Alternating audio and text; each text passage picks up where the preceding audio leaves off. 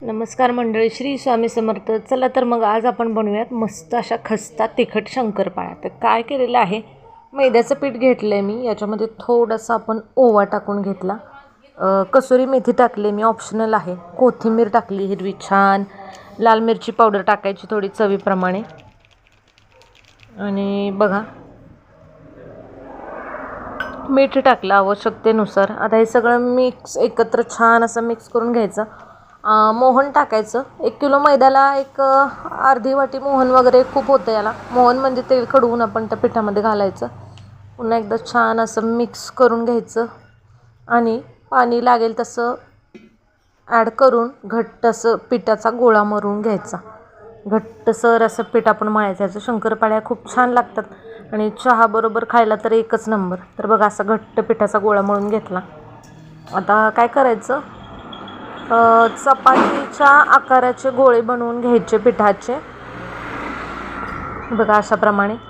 आणि चपाती इतकंच, चपातीपेक्षा थोडं पातळ लाटलं तरी चालतं. चपाती जेमतेम चपाती इतपत असं जाड त्या पिठाची पोळी बनवून घ्यायची आणि अशा कापण्या किंवा शंकरपाळ्या तुम्हाला हव्या त्या आकारामध्ये कापून घ्यायच्या. मस्त एकच नंबर लागतात तिखट शंकरपाळ्या.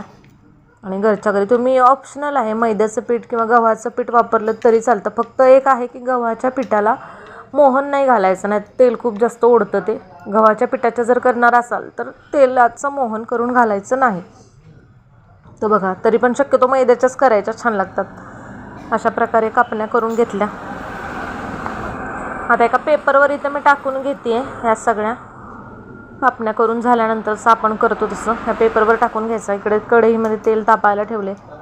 मस्त अशा शंकरपाळ्या तळून घेतल्या, खरपूस रंगावर छान अशा. बघा, तर तिखट शंकरपाळ्या थोड्या मोठ्या केल्या जरा, अजून तुम्ही आकाराने थोड्या लहान करू शकता.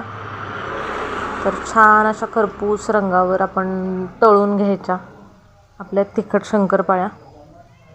आणि लहान मुलांना पण खूप आवडतात, मोठ्या माणसांना पण. बघा, अशा लालसर रंगावर तळून घ्यायच्या, एकच नंबर. अशा प्रकारे आपल्या ह्या तिखट शंकरपाळ्या खाण्यासाठी तयार. अगदी महिनाभर टिकतात या. तर तुम्ही पण एकदा नक्की ट्राय करून बघा. तिखट शंकरपाळ्या किंवा खाऱ्या शंकरपाळ्या म्हणतात याला. या खायला.